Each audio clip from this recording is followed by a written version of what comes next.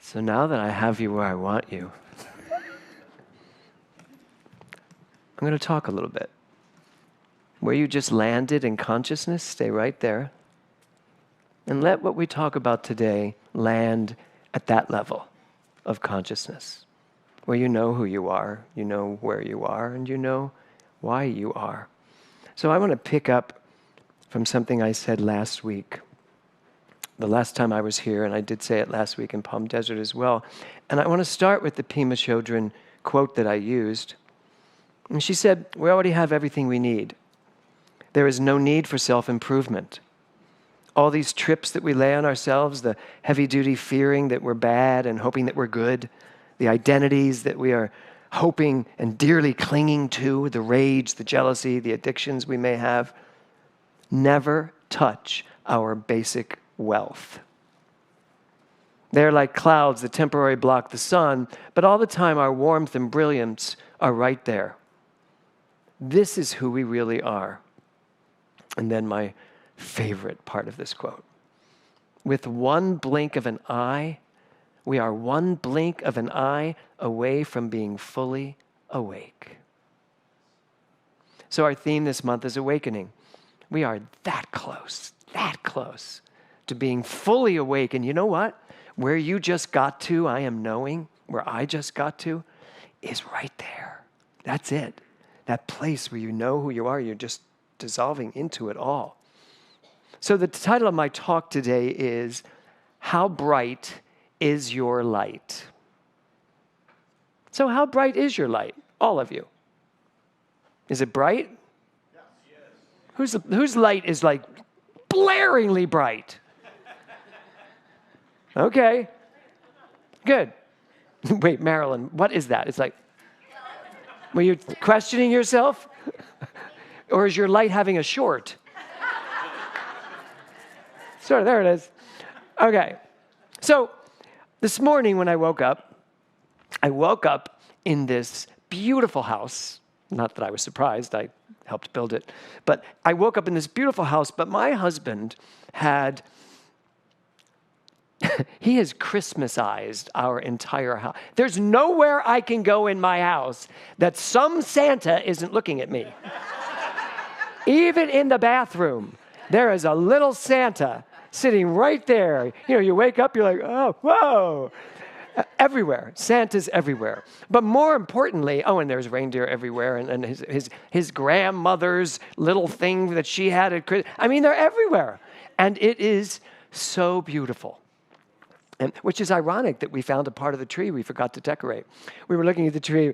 Apparently, we decorated it on Tuesday, and we were like, me, Kevin, and Will stood back and went, oh my God, this is the best we've ever done. We went to bed. We woke up the next morning, and I was like, we didn't decorate that whole part of the tree.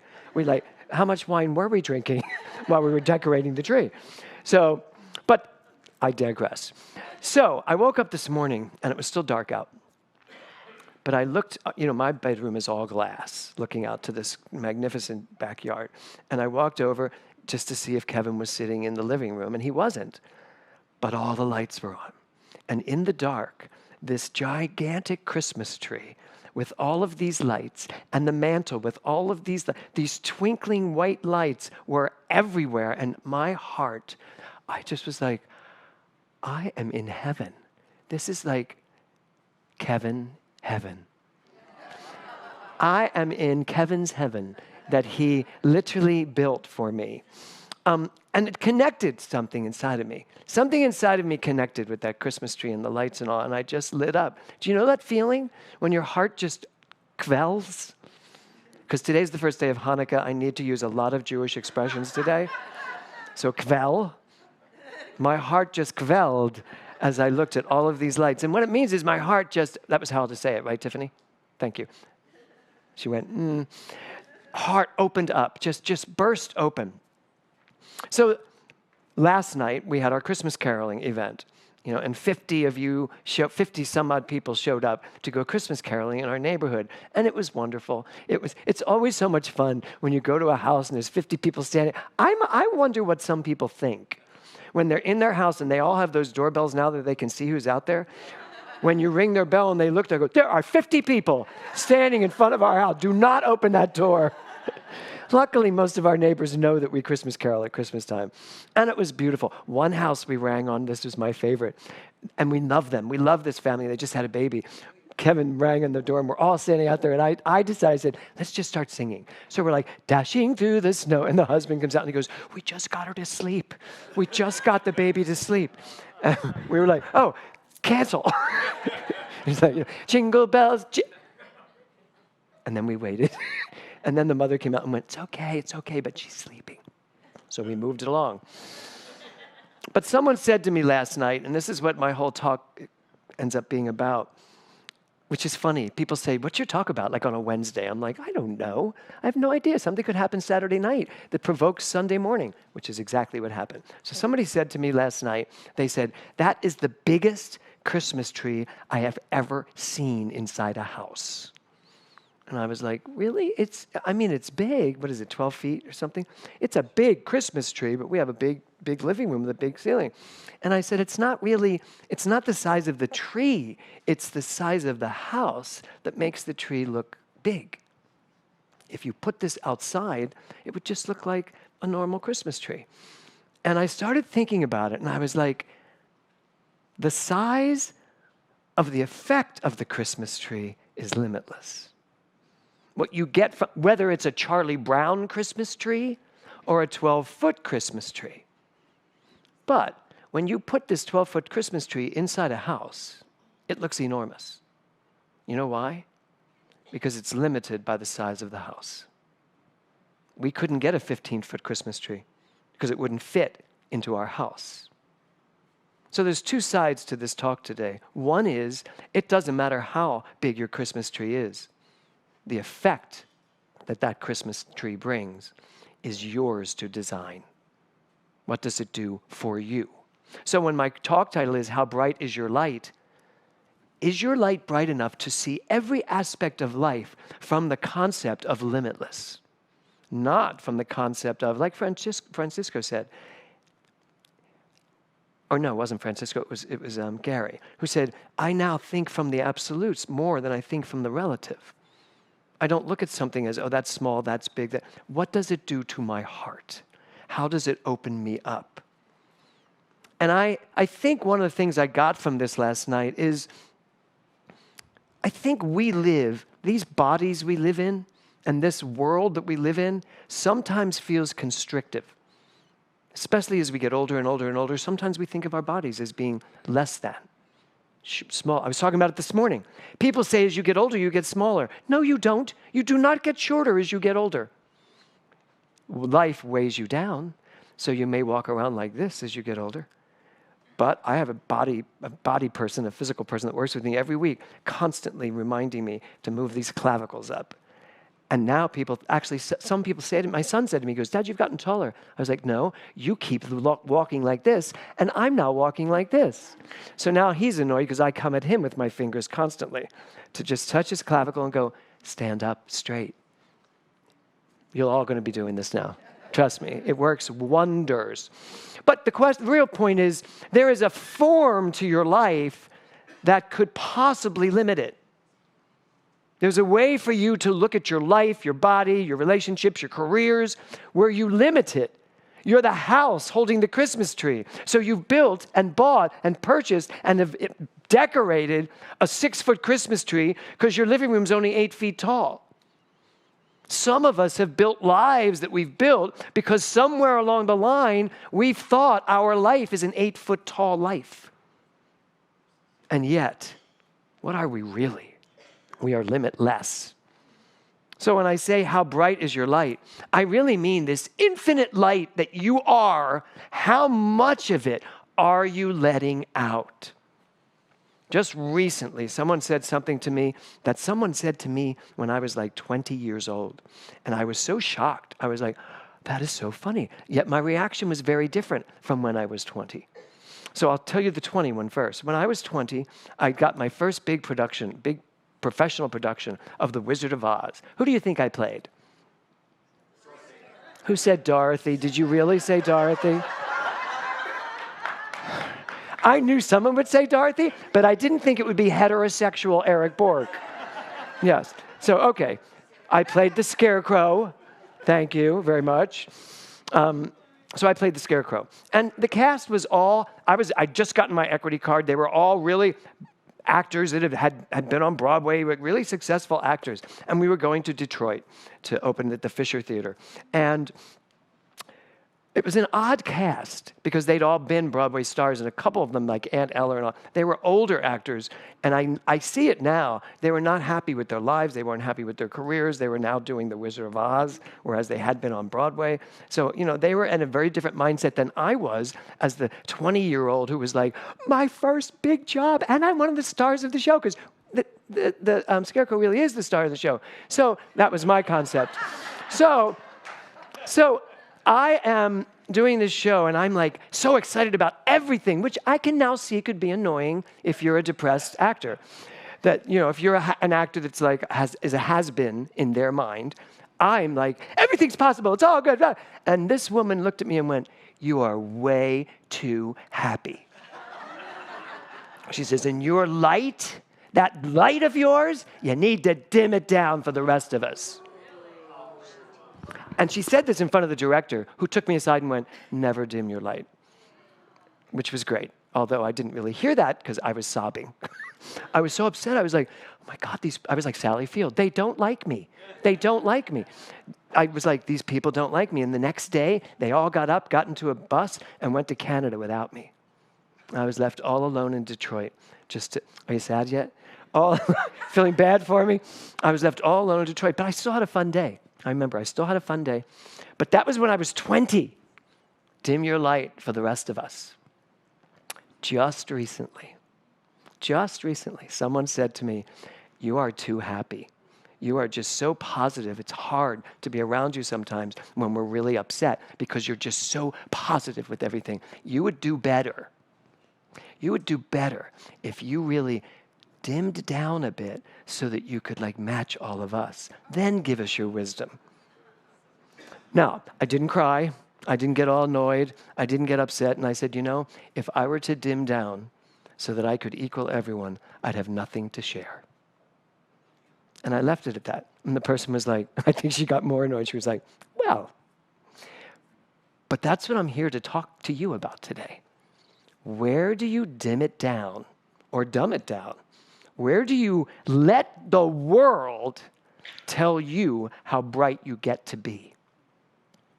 I get that many of us want to fit in, but if by fitting in you have to dim down or lower your wattage or forget who you are, then it's not worth the effort. Because trust me, there will be another group of people who will want that wattage that you have. So there's this wonderful speaker. Her name is Hiral Nagda. Anybody know her? Ever hear of her? She has a thing called Inspire Limitlessness. And she says this, test your limits, you will find none. I know you're all like, what? Test your limits, you will find none. Now here's the thing. Test your limits means look at what you think you can't do and test it, and you will find none. Unless, in my understanding of this philosophy, unless you've already decided you can't, which is why we started with this song today. Your answer to everything that you want needs to be yes. And when she says test your limits, it means do not accept no for an answer. Take the next step. Keep your light shining. Do not dim it because someone has told you that's never going to happen. Have you ever had an idea that you go to your friends and you're like, I'm going to do this? And they're like, oh, blah, blah, blah, blah, blah. I remember when I first told my family, I said, I'm going to go be a Broadway star. And they were all like, how? I was like, because I'm going to go to Broadway. And they was like, Jimmy, you don't really sing, you don't really dance, you haven't studied any of this. Why would you think you're going to go to New York and be a Broadway star? And I was just so clear. But I will say, my wattage did not dim. My answer to all of those naysayers was always brighten it more. Maybe I could block them out, just push them away. But I said, I'm going to go to New York and be a Broadway star. When I got to New York, I realized, yes, I'm not the greatest singer in the world. I wasn't at that point. I am not the greatest dancer. Again, not yet. And my acting was all natural. I didn't study it. So what did I do? When she says, limit yourself, no, that's the other one. Test your limits, you will find none. I decided to test them. How good am I? I went to auditions. I couldn't pick up the dancing. I remember Bob Fosse. He would give the same audition, every audition. It was the same combination. It was this T for 2 thing. And first time I failed out. But then I found someone who knew it, taught it to me. Second Bob Fosse audition, I got to the second ground. And then he did another combination. Again, I failed out because I hadn't learned it. And I found someone, learned it again. 3 levels. I finally got through all of Bob's auditions. Everybody's cut. He's left about 10 or 15 of us. He only needs 5. And then he goes down the line and he says, shakes everybody's hand. Thank you, you were great. When he gets to me, he goes, you have worked so hard to get to this point. But I'm here to tell you, I'm probably never going to cast you in anything because you're just not that type of dancer. And I was like, thank you so much, Mr. Fosse. I'm crying inside. Like months later is when I got my big Broadway break. And the truth is, and I saw Bob came to the show, came to my dressing room, and he said, this is your dancing. Because I'm more of a Michael Kidd dancer. I'm more of a, believe it or not, butch dancer than all the Fosse stuff. You know, I just couldn't get it. My hips just never quite. Now I can do it. A lot of good it does me, but now I can do it. So it's all about testing your limits. Don't limit your ideas and your desires just because you get a no. And there's nothing like the end of the year to hear this message for myself, to get this message when someone suggested I might want to dim it down a bit. So her next quote is this: limit yourself from following the limits of other people. Many people will tell you how it's not going to work. When I opened my first church, which is this church, back in North Hollywood, I was told, you are going to fail.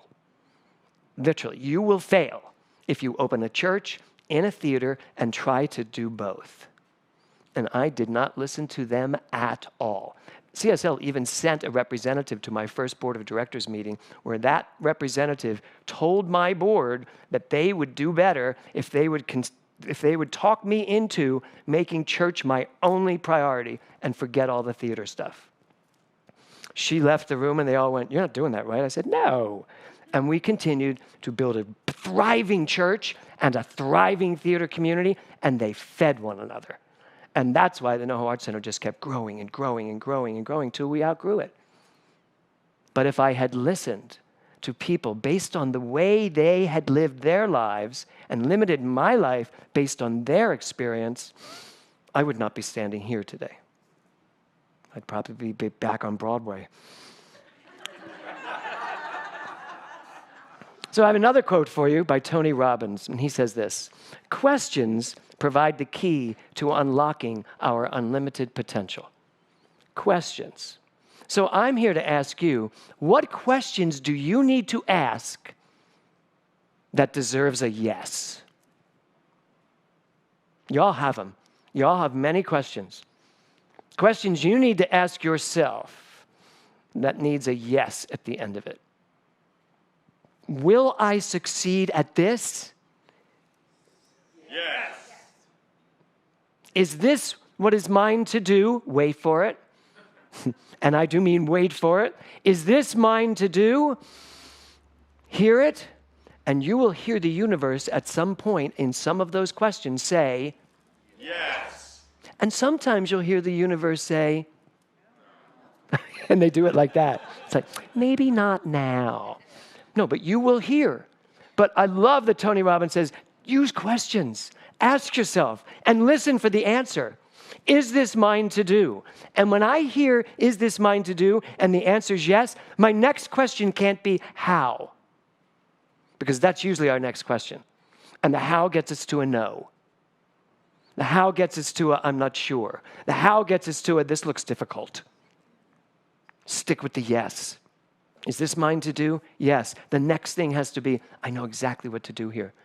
That light inside of you is ready to burst forth with every single idea you have for this new coming year. Everything you want your life to be, everything you want your life to evolve into, it's right there.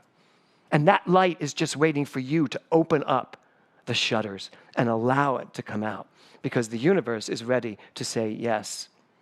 So I have another quote by Pema Chodron. She says, by becoming intimate with how we close down and how we open up, we awaken our unlimited potential. By becoming, the word is, intimate with how we close down, how we shut down, and how we open up, we awaken our unlimited potential. One of the things I love most about mental muscle, and how many people here are in mental muscle right now? Great. One of the things I love about what we are all doing is we are facing, why do I shut down? And when am I open? What are the reasons? And when I get there, and I can back that up to a belief and understand why I still shut down. If I were to have shut down when someone said, you know, your ministry, you guys are really happy a lot, and it is a little offsetting. You know, now if I were still the 20-year-old, I'd be, okay, I should, you're right, I should dim this down a bit. No, because I know myself. I know what that came from. That came from an insecurity, a low self-esteem, an uncertainty of who I was. I know who I am now. And if you can't get with my brightness, then go sit in the shadows. That was a little harsh. If you can't get with my brightness, then find someone else that brightens your day. I have a thing on my wall that says, if you're not being fed, don't come here to eat. Don't come to my restaurant and tell me what I should be serving. Either come here because you like what I'm serving, or go find someone else's dishes to eat. So, in conclusion, when I ask you the question, how bright is your light? The answer is as bright as you want it to be.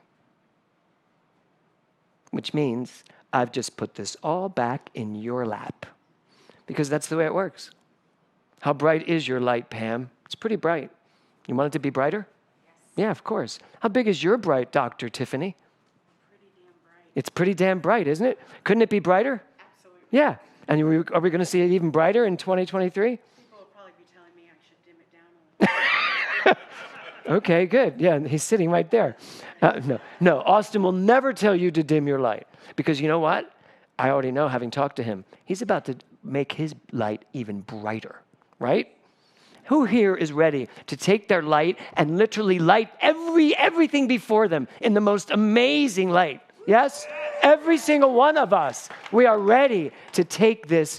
This is my last talk, really, in this year, because the next talk is Christmas Eve, which will be obviously Christmas Eve's talk. And the next time we get together, it'll be January 1st. So I am priming the pump tonight.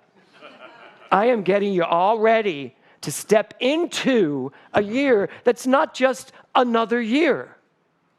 We all could have another year of same old, same old. But I got to tell you, I'm not in for that this year. I don't know what this year is going to be like. I love coming in here now and having Thor and Robbie ask me, what songs in what order, and do you know? I loved what Thor said. He asked me a question. He goes, which slide do you want where, or should I get back to you in about 15 minutes? Because that's how I am rolling, and I want to roll that way. You know, Reverend Connie has stepped down from the youth department. She wants to be in this room more. And so now we are re-grooming, which, yes, I'm talking right to you, to William. So we are re-grooming. I want the youth program to not be the youth program we've had up to now. Connie was brilliant. I can't replace brilliant. I need another brilliant. Someone else with deeper ideas, bigger ideas, more expansive ideas for where we're going, which you would have had you decided to do that, but you have bigger ideas for yourself.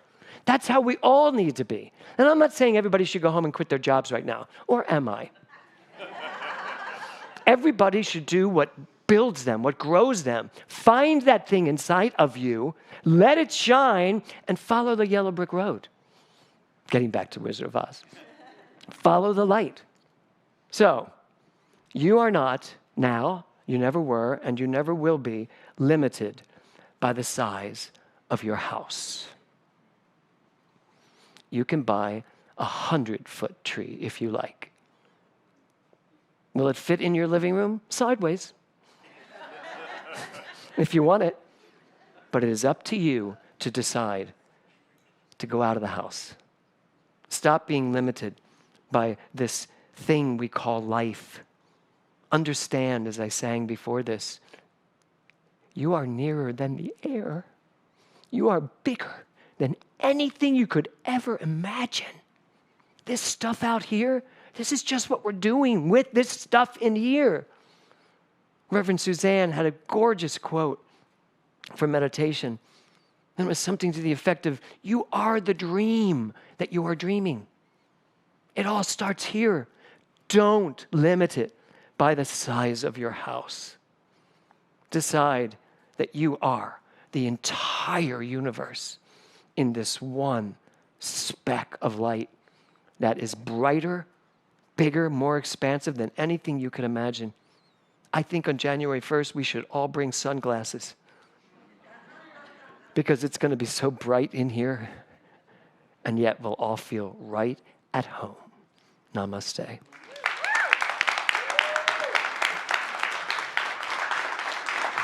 Thank you. Thank you.